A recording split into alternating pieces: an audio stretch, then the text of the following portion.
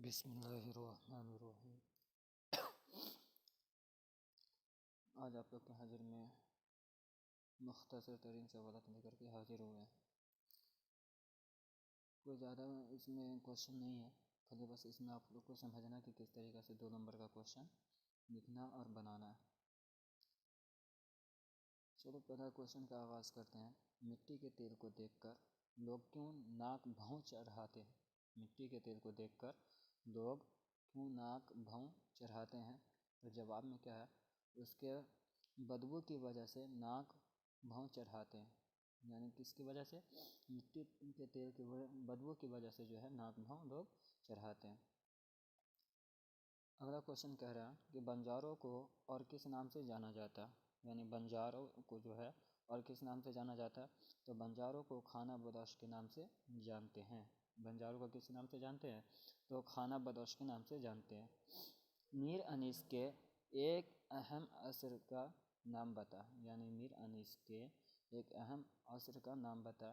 تو میر انیس کے ایک اہم عصر مرزا سلامت علی دبیر تھے۔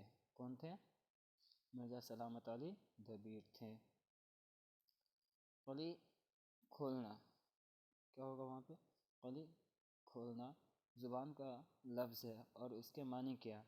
تو عربی زبان کا لفظ ہے اور اس کے معنی ہوتا ہے رانگا، اس کے معنی ہوتا ہے رانگا۔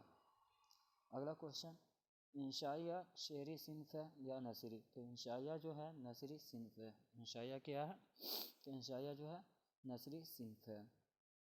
پرومس افسانہ کے 2 کردار کا نام بتا، یعنی افسانہ جو پرومس ہے ان کے 2 کردار کا نام پوچھ رہا ہے۔ تو جمشید اور رشید، کیا نام ہے؟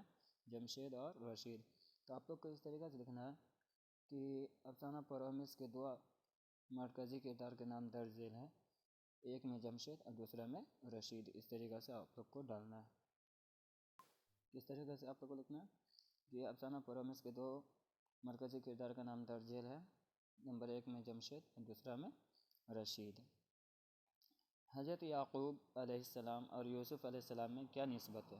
یعنی دونوں میں کیا پائی جاتی ہے؟ تو دونوں جو ہے حضرت یعقوب علیہ السلام باپ ہے اور یوسف علیہ السلام بیٹے ہیں، ہے نا؟ تو باپ اور بیٹے کا رشتہ ہے۔ کس کا بھی رشتہ ہے؟ تو باپ بیٹے کا۔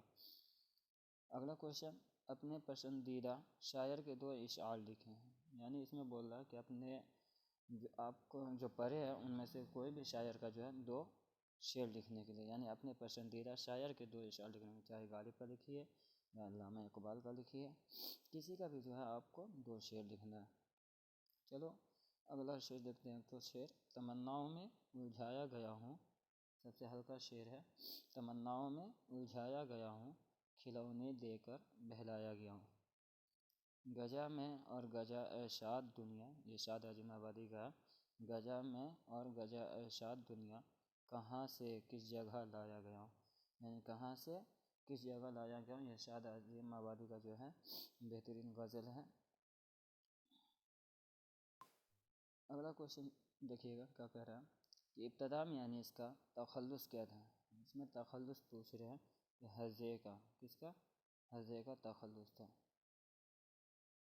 سر یہاں پہ آنسر جو ہے غلط ہے۔ میر انیس کا تخلص، ابتدا میں انیس کا تخلص کیا تھا؟ تو میر بھی جو ہے تخلص تھا اور دوسرا جو ہے ہرزے بھی ہے، ٹھیک ہے۔ اگلا کوشچن دیکھیے گا کیا کہہ رہا ہے، بیدی طالب علمی کے زمانے میں کس نام سے لکھتے تھے؟ یعنی جب راجندر سنگھ بیدی جو ہے پڑھائی کر رہے تھے تو اس زمانے میں نام جو ہے کس نام سے جو ہے لکھتے تھے، یعنی کیا نام لکھتے تھے؟ تو راجندر سنگھ بیدی اس سمے اپنا جو نام لکھتے تھے طالب علمی کے زمانے میں محسن لاہوری کے نام سے لکھتے تھے۔ کس نام سے؟ محسن لاہور کے نام سے لکھتے تھے۔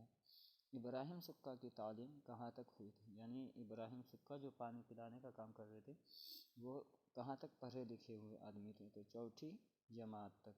کہاں تک پڑھے لکھے تھے؟ کہ ابراہیم سکہ کی تعلیم کہاں تک ہوئی تھی؟ تو آپ لوگ کو سینٹینس بنا کر کے لکھنا ہے کہ ابراہیم سکہ کی تعلیم 4ٹھی جماعت تک ہوئی تھی، ٹھیک ہے۔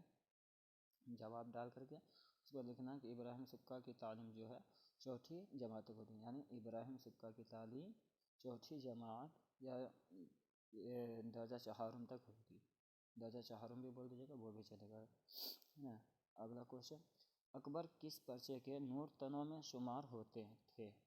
اکبر کس پرچے کے نور تنوں میں شمار ہوتے تھے؟ تو اودھ پنچ، کس نام سے؟ اودھ پنچ کے نام سے۔ مطلب شاعر کا یار اور غم خوار کون ہے؟ وہاں پہ غم خوار نہیں ہوگا، غم خوار جو ہے وہ واو معدولہ ہے، یعنی واو کے 3 قسم آتا ہے، واو مجہول، واو معروف اور واو معروف، واو مجہول، واو معدولہ۔ واو معدولہ وہ واو جو لکھا جائے مگر پڑھا نہ جائے، ہے نا۔ تو خوار کون ہے، مطلب شاعر کا یار اور غم خوار کون ہے؟ تو مطلب شاعر کا یار اور غم خوار اردو ہے، کیا ہے؟ اردو۔ اگلا کوشچن کہہ رہا ہے خلیل الرحمن اعظمی کی 2 کتابوں کے نام لکھیں۔ کس کے؟ خلیل الرحمن اعظمی کی 2 کتابوں کے نام لکھیں۔ جواب 1 کاغذی پیرہن، دوسرا عہد نامہ۔ آپ لوگ کو سینٹینس میں کس طریقہ سے لکھنا ہے؟ سب سے پہلے جو آپ لوگ کو لکھنا ہے خلیل الرحمن اعظمی کی 2 کتاب کے نام درج ذیل ہیں، درج ذیل ہیں۔ نمبر 1 میں جیسے لکھا ہوا کاغذی پیرہن، دوسرا عہد نامہ، ویسے لکھ دینا آپ لوگ کو۔ اگلا کوشچن دیکھیے گا کیا کہہ رہا ہے، احسان دانش کی اپنی ذاتی کتب خانہ کس نام سے اور کہاں قائم کیا گیا تھا؟ یعنی احسان دانش کی اپنی ذاتی کتب خانہ کس نام سے اور کہاں قائم کیا گیا تھا؟ تو یہ جو ہے مکتبہ دانش کے نام سے لاہور میں کیا گیا تھا۔ کس نام سے کیا گیا تھا؟ مکتبہ دانش کے نام سے، اور کہاں؟ تو لاہور میں۔ کورنٹائن افسانہ میں کس وبا کا ذکر ہے؟ یعنی یہ راجندر سنگھ بیدی کا ہے۔ کورنٹائن افسانہ میں کس وبا کا ذکر ہے؟ تو پلیگ، یعنی پہلے سے بیماری جو آیا تھا، جیسے ابھی یہ 1920 میں جیسے آیا تھا کرونا کال، تو ویسے بہت پہلے جو ہے بہت بڑا بیماری آیا تھا، جیسے پہلے ہیضہ وغیرہ کا بھی بیماری آتا تھا ویسا ہی۔ تو اس سمے جو ہے اسپتالوں کے اندر جو ہے کافی امراض کا جو بھیڑ لگا ہوا تھا، اس میں جو ہے کام کرنے والا جو ہے ایک بھنگی بہت شدت اور لگن سے کام کر رہا تھا، تو وہی وبا کو دیکھ کر کے اس کو اجاگر کرتے ہوئے یہ کورنٹائن افسانہ لکھا گیا ہے۔ اگلا نمبر کوشچن دیکھیں گے، مولانا ابوالکلام آزاد کی کسی ایک کتاب کا نام بتا۔ یعنی کسی بھی کوئی بھی ایک کتاب کا نام آپ کو لکھنا ہے۔ تو مولانا ابوالکلام آزاد کی ایک کتاب کا نام درج ہے غبار خاطر، ہے نا، غبار خاطر۔ میاں دانی شعر پڑھنے میں کیسی غلطیاں کرتے تھے؟ یہ ایک دم آسان کوشچن ہے کہ میاں دانی شعر پڑھنے میں کیسی غلطیاں کرتے تھے؟ تو نظم کو نثر کر دیتے تھے اور نثر کو نظم کر دیتے تھے۔ اور مرزا فرحت اللہ بگ کیسا کرتے تھے؟ تو وہ اعراب کی غلطیاں کرتے تھے۔ اگلا کوشچن دیکھیے گا کیا کہہ رہا ہے کہ مندرجہ ذیل شعر کی تشریح کیجیے۔ یعنی آپ کو یہ شعر دیا ہوا ہے، اس کا تشریح کرنا ہے۔ کیا کرنا ہے؟ تشریح کرنا ہے۔ مجھے دل کی خطا پر یاس شرمانا نہیں آتا، مجھے دل کی خطا پر یاس شرمانا نہیں آتا، پرایا جرم اپنے نام لکھوانا نہیں آتا۔ اس کا جو ہے آپ لوگ کو تشریح کرنا ہے۔ تشریح بھی دیکھ لیجیے کس طریقہ سے کرنا ہے، بس آپ لوگ کو خالی سمجھنا ہے اور اس کا جو ہے تشریح کرنا ہے۔ تشریح میں ہے، اس غزل میں یگانہ کے یہاں انانیت زمانے سے آزمائی کا جذبہ اور حوصلہ سے نئی معنوی تمہیں یہاں دریافت کی جا سکتی ہے۔ پہلے مصرعہ میں زمانے کے الزامات کو رد کرتے ہیں اور اپنی کارکردگی سے متعین ہوتے اور اسے صحیح تصور کرتے ہیں۔ یعنی مجھے دل کی خطا پر یاس شرمانا نہیں آتا، تو جو اپنے آپ میں جو غلطیاں کرتے ہیں یا کچھ جو اپنے اندر جو سوچتے ہیں، اس کے اندر اپنے سوچوں پر ان کو کچھ جو ہے اعتماد نہیں ہوتے ہیں۔ وہی کہہ رہا کہ اس غزل میں یگانہ چنگیزی کہ یہاں انانیت زمانے سے آزمائی کا جذبہ اور حوصلہ سے نئی معنوی تمہیں یہاں دریافت کی جا سکتی ہے نا، یہاں دریافت کی جا سکتی ہے۔ پہلے مصرعہ میں زمانے کے الزامات کو رد کرتے ہیں، یعنی خطا پر یاس شرمانا نہیں آتا، تو اپنے اس کو جو کیا کرتے ہیں دریافت کی جا سکتی ہے، مگر پہلے مصرع میں زمانے کے الزامات کو رد کرتے ہیں اور اپنی کارکردگی سے متعین ہوتے اور اسے صحیح تصور کرتے ہیں۔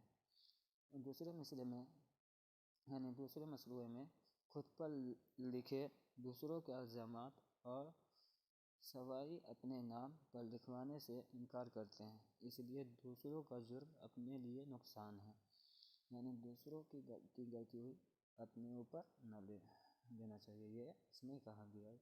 اور شعر میں بھی وہی بول رہا ہے کہ پرایا جرم اپنے نام لکھوانا نہیں آتا،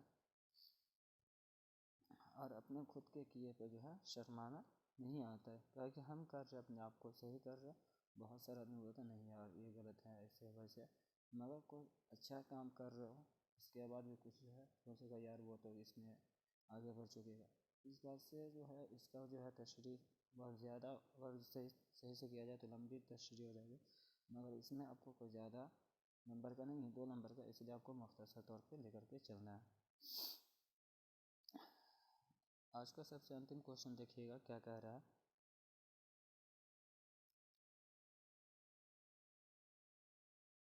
درج ذیل شعر کی تشریح کیجیے، یعنی 20واں نمبر بھی کہہ رہا ہے شعر کی تشریح کرنے کا۔ رنج سے کھوگر ہوا انسان تو مٹ جاتا ہے، رنج مشکلیں اتنی بڑھی کہ آساں ہو گئے۔ تشریح میں دیکھیے گا کیا کہہ رہا ہے۔ مذکورہ بالا شعر نصاب میں شامل مرزا غالب کی دوسری غزل سے ماخوذ ہے نا، دوسری غزل سے ماخوذ ہے۔ اس شعر میں غالب نے دنیاوی رنج و الم کو جھیلنے اور برداشت کرنے کا سلیقہ سکھایا ہے۔ یہاں پہ چنانچہ ہوا ہے نا، یہاں پہ جو ہے چنانچہ لکھا ہوا ہے، یعنی ایک ہی نقطہ وہاں پہ جیم 6 ہوگا۔ چنانچہ فرماتے ہیں کہ رنج و الم دنیاوی زندگی میں ہر انسان کی زندگی کا حصہ ہے، اس لیے جب آدمی کو رنج و الم سے دوچار ہونا پڑے تو بہادری سے آزمائشوں کا مقابلہ کرنا چاہیے، یعنی اس میں ہار نہیں ماننا چاہیے اور ان کا مقابلہ کرنا چاہیے۔ غالب نے اس شعر میں اپنا تجربہ پیش کیا ہے کہ جب آدمی تکلیف برداشت کرنے کے عادی ہو جاتا ہے تو خود بخود مشکلیں آسان نظر آنے لگتی ہے، اس لیے انسانوں کو تکلیفوں اور آزمائشوں سے گھبرانا نہیں چاہیے بلکہ بہادری اور جوانمردی سے مقابلہ کرنا چاہیے۔ ایک مرتبہ پھر سے تشریح کے اوپر دھیان دیجیے گا کیا کہہ رہا، رنج سے کھوگر ہوا انسان تو مٹ جاتا ہے، رنج ٹھیک ہے، یعنی رنج مطلب پہلے یہ بات ہو گئی دکھی کی بات ہے نا، کھوگر جب رنج میں کھو جاتا ہے وہ انسان تو مٹ جاتا ہے، جب اس میں کھو جاتا ہے تو اپنے آپ میں وہ تنہائی محسوس کرنے لگتا ہے اور کمزور محسوس کرنے لگتا ہے، تو اسی کو کہہ رہا ہے کہ مٹ جاتا ہے، ٹھیک ہے۔ مشکلیں اتنی بڑھی کہ آساں ہو گئیں، مشکلیں اتنی بڑھی کہ آساں ہو گئیں، یعنی جب مشکلیں زیادہ بڑھی اور اس کو سہنے کی ہمت ہو گئے تو وہ کیا ہو گئے، مشکلیں آساں ہو گئے۔ وہی بات تشریح میں بھی ہے، صحیح سے اس کو ایک مرتبہ اور پڑھ کر کے دھیان دے دیجیے۔ کہہ رہا ہے شعر نصاب میں شامل مرزا غالب کی دوسری غزل سے ماخوذ ہے، ٹھیک ہے، یعنی مذکورہ یہ جو شعر ہے یہ دوسری غزل سے جو ہے ماخوذ ہے نا، دوسری غزل سے ماخوذ ہے۔ اس شعر میں غالب نے دنیاوی ہے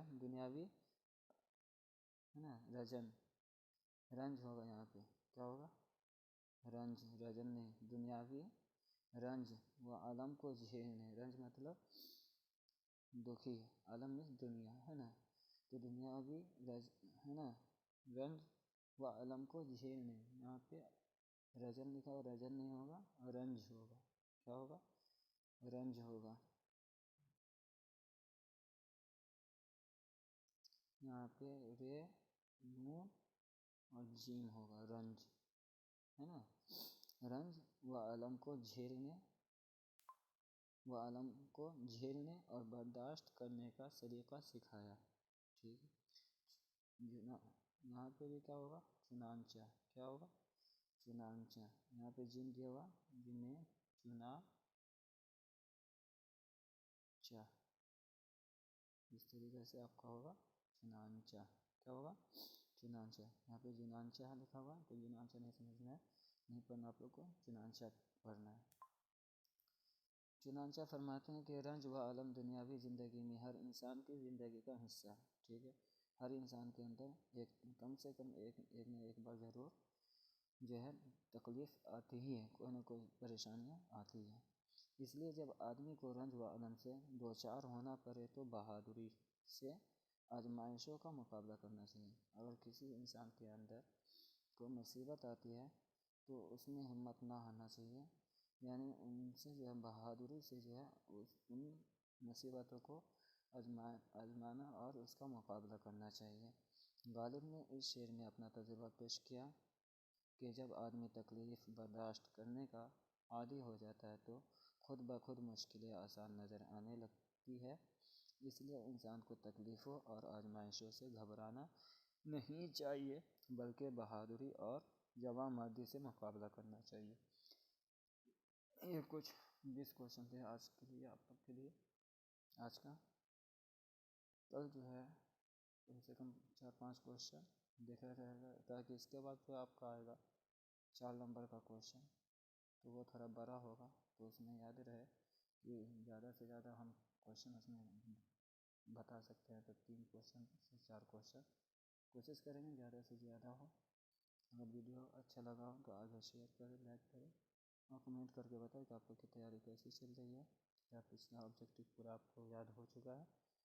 اور شیئر کرنا نہ بھولیں، کمنٹ کر کے ضرور بتائیں کہ آپ لوگ کو کیسا ویڈیو لگا، ٹھیک ہے۔